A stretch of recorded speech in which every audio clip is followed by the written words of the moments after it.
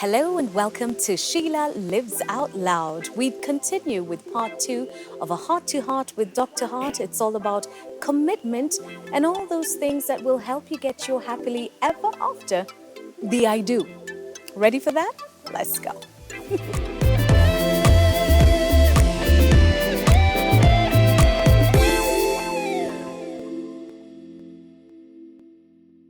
Hello and welcome to Sheila Lives Out Loud. Thank you so much for stopping by this channel. I hope you've clicked subscribe. Remember to also click on notifications so you never miss an episode of the show. We are living out loud at Westwood Hotel with Dr. Chris Hart, picking up on a conversation that we began, and it's all about falling in love and heading towards commitment and then saying, I do, and then wondering, but now I don't because there's no passion, there's no ooh, the flowers stopped coming and the rollers are in the hair and the weave isn't as nice as it used to be. Doctor, let's go back to the beginning with commitment. We talked a little bit about it in part one, but I think we need to expound a little bit more in this particular episode. So, brief definition, what is this big commitment word we like to throw around? Yeah. Well, it basically is an agreement between the two that they are going to be in a permanent relationship. But the problem is it's difficult to build. You know, you have to do it in stages. You do it first, are we dating, are we an item, and so on. At some point, though, you've actually got to say out loud that you are making this a permanent relationship and what form it's going to take, some sort of traditional marriage, a religious one, whatever, you know. And you say it out loud and start living it. Now, of course, commitment means different things to different people, and you don't really know what people think commitment is until you start doing it. And you asked earlier on, what is a happy marriage? One element of it is that you feel that you can talk about anything, and it's not going to shake the relationship. You're going to face all manner of difficulties, and it's not going to shake the relationship. You're going to be able to stand up to demands of friends and family, and it's not going to shake the relationship, and so on. So you have to start then building the skills to make that commitment into something real. And it has to be something that all the time is being said out loud. You know, I can't read your mind. It's You not can't read mine. assumptions. You mustn't make Exactly. assumptions. You just got to say what it is you want and what you're trying to achieve, and so on and so on. And of course, what that means in practice is that you talk about the practical things of marriage, where you live, how much you spend on the rent, how you manage your day, the little rituals build up of how you spend your time together, and so on.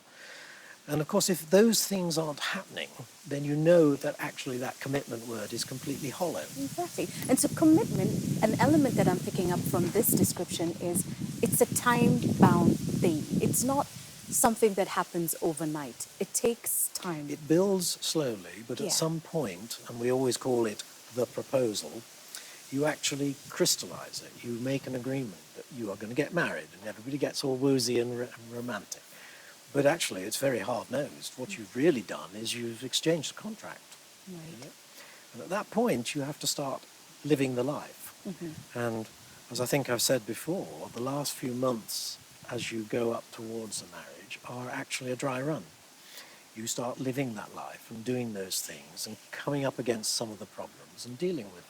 And this is probably why a lot of people who get engaged, that last stretch becomes one of the most chaotic stretches in the relationship. I've known people who've had great times dating people, but the last 2 months heading towards the wedding, they're telling me, I don't know who this person is.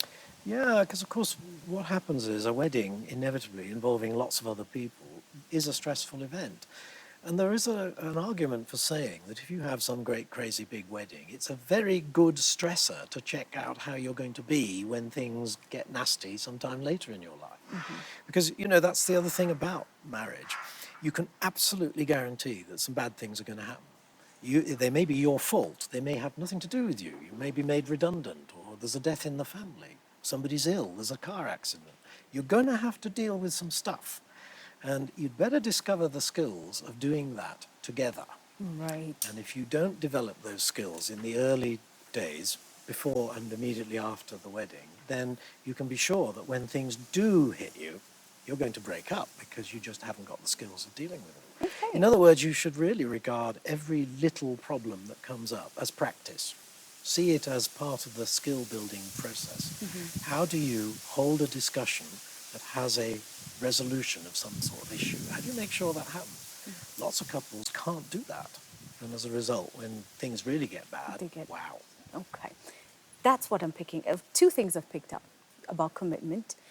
It's practice, it's process. The Yeah. two things towards, Yes. this happily ever after that Yes. nobody tells us about because we were busy reading fairy tales That's where the the knight in biggest shining problem. armor showed up and it was just one kiss and then the world was a great place. Yeah. But then nobody tells us about the fact that the happy ending is a process. It's a daily journey. It's Cinderella woke You're up in the dead morning right. and she didn't want to wear her slippers anymore. Yeah. No, you're 100% right about that. I'm afraid, all the movies, all the romantic novels, they all end at the wedding, don't they?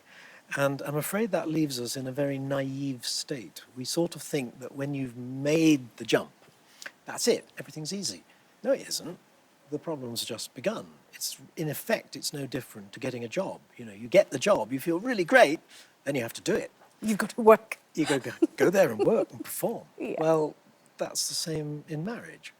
And I think you can see what that means. A classic example is about, for example, infidelity. You say to yourselves stupid things like, it can never happen to us. But actually, it will happen to some degree in almost every single marriage. And the issue is, how do you manage it? How do you minimize the risks? And those are all about the way you relate to one another. Do that well, and there probably won't be any infidelity. Do it badly, and there certainly will. I mean, a good example would be if my wife gives me a hard time every single time I come home in the evening. I get ambushed straight as I go through the door. Wow, I get all the problems. Yeah. What am I going to do? I'm going to start having a little tipple on the way home. And, You later... find things to make you feel happier about life. Yeah. And I just put off the evil moment when I have to go home and face this, you Yes. see. Now, obviously, that's a high-risk behavior. My demon dragon. No, got it. There are all these things that we set ourselves up for, and we don't even know we're setting ourselves up to fail. So you've talked about communication, being honest with each other, and just laying things as they are for each other to see and to accept and to make compromises. But how do we ensure that we still like each other, that we're looking forward to the end of the day and it's not a demon dragon Right. situation? Okay. I mean, the classic thing you should be doing is this. You should be remembering those early weeks, months, and what it was like when you first started living together, and indeed the sleepovers before you got to that stage. You looked forward to the evening. You looked forward to sitting on the sofa and talking about silly little things and having a drink together and going to bed. Sadly, a year or two later, people have forgotten all that and they're doing something completely different. They're staying out too late with their friends. They're staying up too late playing video games or Facebook.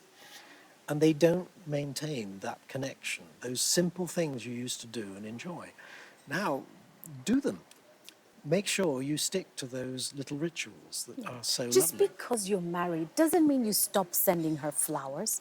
Doesn't mean you stop sending him messages to say, Yes, that's hey, exactly right. baby, how you doing? I'm thinking about... You have to keep doing it. Yes, and you have to keep teasing one another, and you have to keep on being sexy and all the rest. You have to make it fun.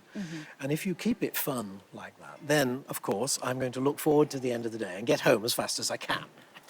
That's what you really need to do. And that's not bound by age or how long you've No. been married. That is regardless. Yeah. The other thing, I keep hanging on about being honest. I think an awful lot of people don't realize how joyful it is to have someone in your life that you can talk about everything to. I mean, we don't in practice do that with anybody else. You don't do it with your friends, with your brother, with your parents, but you can do it husband and wife if you create that relationship.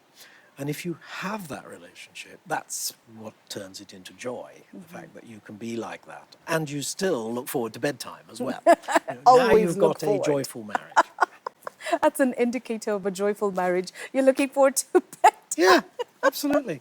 Not the morning when you'll leave and be gone for the whole day. As a matter of fact, I mean, it sounds like a joke, but one of the things that should be very clear as you approach the marriage is that you've totally accepted one another. So, for example, what you get up to in bathrooms no longer is weird. You know, you just are okay. That's Yeah. how life is. You've become, in effect, one person, and that's what you're aiming for. Okay. Looking at a summary of these things that will keep that happily ever after going, spending time together, Yeah. being honest, Yes, looking forward to each other's company. yes. What more, Daktari? Bedtime. Really, it really is true. It really boils down to bedtime. If you love getting into bed with your spouse and just cuddling up to one another and saying a few sweet nothings and sleeping together and being warm and comfortable together, that is the thing that really holds people together, those sorts of feelings. It's not even the kids. Oh, it's absolutely not the kids. The kids are the stressors. Yeah.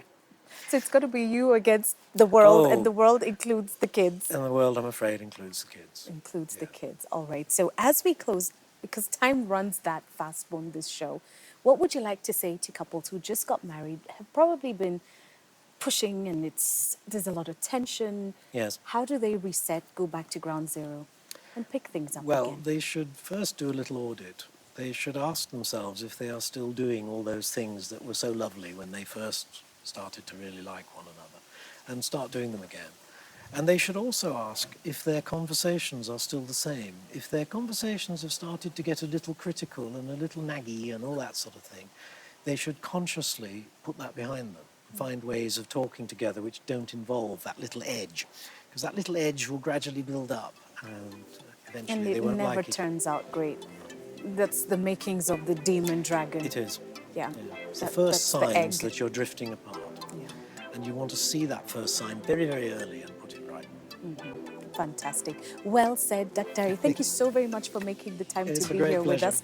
That was a Heart to Heart with Dr. Chris Hart at Westwood Hotel. Remember, whatever relationship issues you may be having, please send us a line and we will put you in touch with a good doctor. He's on social media. Yes, he is. I think he was going to be left out of Team Digital. Oh, no, no, no. He's on Instagram, he's on Facebook, he's everywhere. So we're going to post those links for you to also reach out and be able to connect with him. But thank you so very much for finding us. Remember to subscribe to this channel, click on notifications, and you never miss a moment of the show. For now, it's take care of yourself, stay good, stay warm, stay happy in the heart. Happy Valentine's. We'll see you next week on Sheila Lives Out Loud.